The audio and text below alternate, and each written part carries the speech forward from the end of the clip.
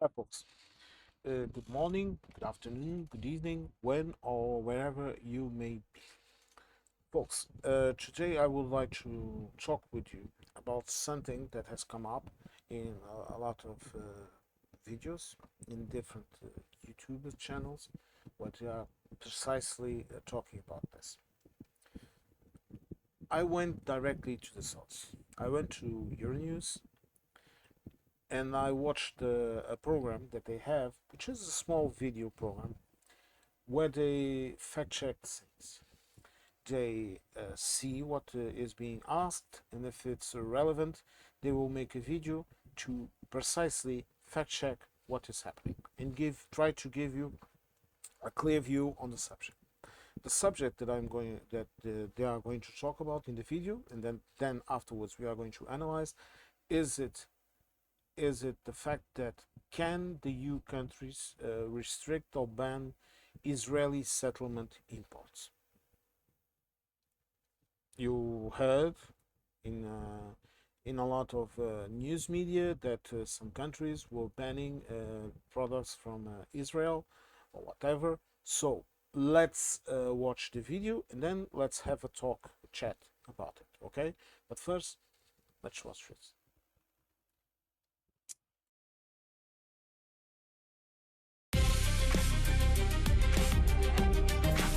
Hello and welcome to the Cube, Euronews' fact-checking show. As per EU rules, Israeli settlement goods should not be tariff exempt when they reach Europe.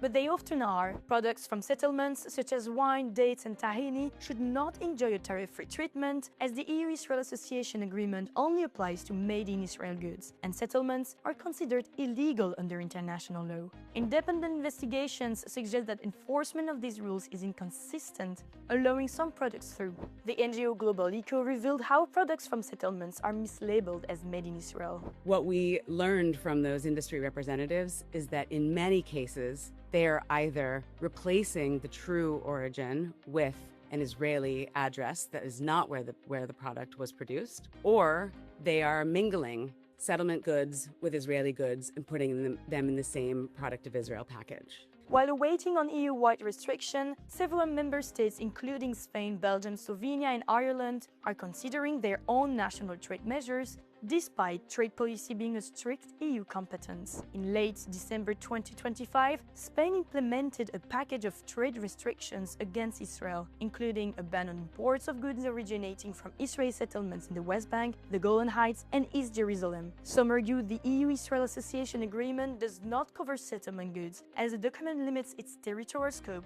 to the territory of the State of Israel. Others say any imports restriction would be unlawful under EU legislation, as it would apply to all goods exported from Israel, including those from settlements that are shipped from Israel proper. Emily Schaeffer-Omerman told us that all Israeli exports go through Israeli ports and customs, whether from Israel's territory or from settlements. For now, EU foreign ministers are expected to hold talks on the matter in July.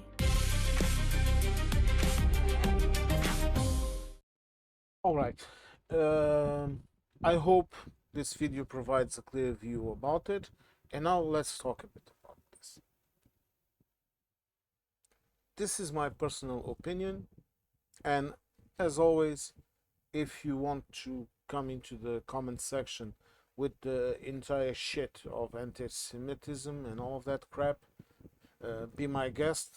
But if you start that crap, I will block you instantly, because I have no patience or no time for it. Because I would be an anti-Semite if I was voluntarily persecuting Jewish people just because they are Jewish. That is what an anti-Semite is. If I don't want to deal with an authoritarian state like Israel, then that is my prerogative, that is my right, and you have absolutely nothing to do with it. And as far as I am concerned, any product that contains or is labeled anything at all related to Israel, I don't buy it. Nothing. Even if it's a known brand here, if I know they are using products from Israel, I simply stop buying them. I'm doing the same thing with American products. Because I think we as citizens, as people, we have a responsibility to act morally. You cannot, for example, criticize the United States and then go and drink your nice ice Coke or your ice Pepsi, whatever.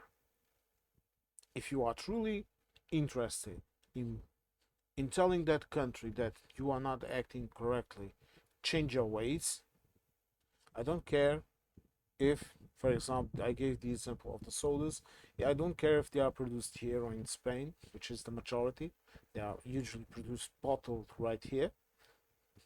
Most of American products that are sold here are produced here.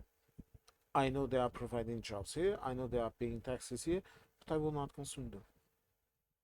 I will not consume any American products because this is how I think I should act.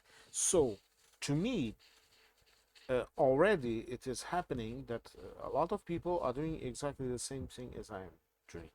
And unlike other people that try to minimize this as nothing, I know for a fact that this is having significant impact.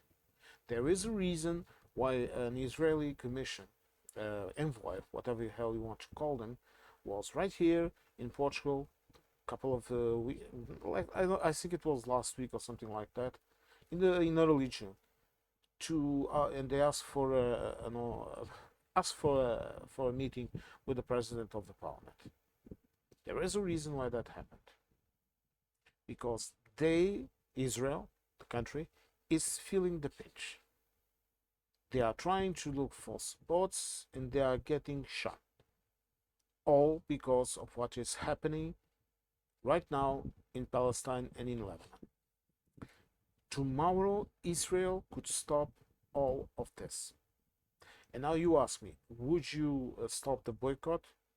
No, because I cannot trust them. Like the British say, I think it's the British that have this saying, fool me once, shame on you. Fool me twice, shame on me.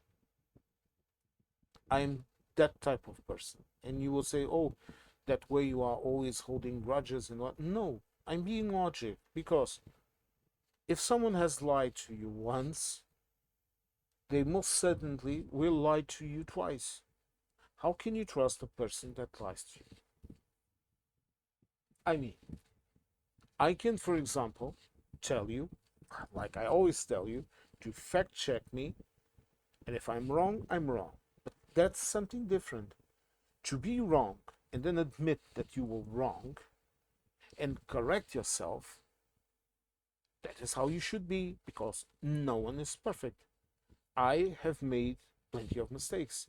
You that are listening to me, you have made plenty of mistakes. But the way that we react about it, that's the key. And all of the people in Israel, some of them are protesting. I respect them. I respect each and every Israeli citizen that is standing up and saying, this is shit. You cannot do this. Stop doing this to people. All of you, if you are listening to me, I would call you my friend. All of you.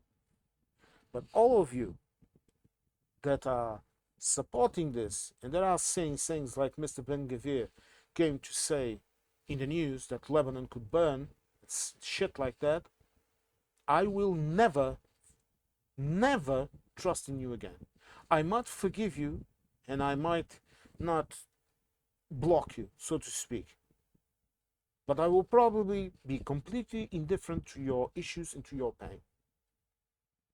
Because you are being indifferent to the pain of others. This is something that people don't understand. People always say Christian pietas and stoicism and all of that. But to be a stoic, it also includes to recognize, like Marcus Aurelius used to say, to recognize a mistake, even if only to yourself, and correct it. You have to admit that you were wrong. You have to understand that. I'm not saying to wallow in it with useless emotions, because these are things that are already past, and it is useless to try to correct things that already happened. That is useless. But you have to correct yourself. You cannot repeat the same mistake again. And you have to admit that you were wrong. And this is something that I don't see in Israel, because they continue to do this shit, and they continue to cry anti-Semitism whenever you say something about it, when no one is being anti-Semitic to them. I would personally protect any Jewish citizen of my country. I would personally protect their synagogues, protect their property, protect them, because they are Portuguese citizens. I don't care what imaginary God they have, or non-imaginary, whatever rocks your boat. But the issue here is this. In my opinion, and they are going to discuss this in July, but this is my opinion, and if I'm asked to give my opinion, I will give it. I would say this. I would blockade any economic contact with Israel until they stop this. Total blockade. Total. Because if we are selling medicine to them, they are using them to help their soldiers that are committing crimes of war. If we send them food, they are using that food to feed to keep the supermarkets filled and to attack people. So it's the same thing as is with Russia. Look, people don't like but to me with Russia, it's the same thing. That is why we are sanctioning Russia. So why aren't we sanctioning Israel? Perhaps if we were sanctioning Israel, this entire Iran shit would already be over. Perhaps, just say. But anyhow, I thought this was an interesting idea. I think these are interesting points for us to discuss. And I think each and every one of us should really consider, when you are purchasing products from anywhere, who are you helping? And this is all I will have to say. And again, if you are a decent Israeli person that is listening to me, I'm very sorry. I'm very sorry for what your state is doing. I'm very sorry for all that is happening. And I hope that this shit will one day be corrected, and that that you in your country will be able to live in peace with your neighbors, and without all of this death and all of this regret, remorse, and hatred. Hatred benefits no one. And if there is a people in this world, a nation, a group of people in this world that should know this, it would be the Israeli people. It would be the Jewish people. And there are a lot of Jewish persons right here in Europe criticizing this, because they see the evil in it. This goes against your religion. This goes against your way of life. Jewish people should be the most tolerant people in this world, for all the reasons. And it breaks my heart, to be honest. I am being honest. You know, I always try to be honest in my videos. This is me. Take my words as you want. But call me an anti-Semite and you're blocked. Sorry. Folks, thank you for listening to my video, and I hope to catch you all in the next one.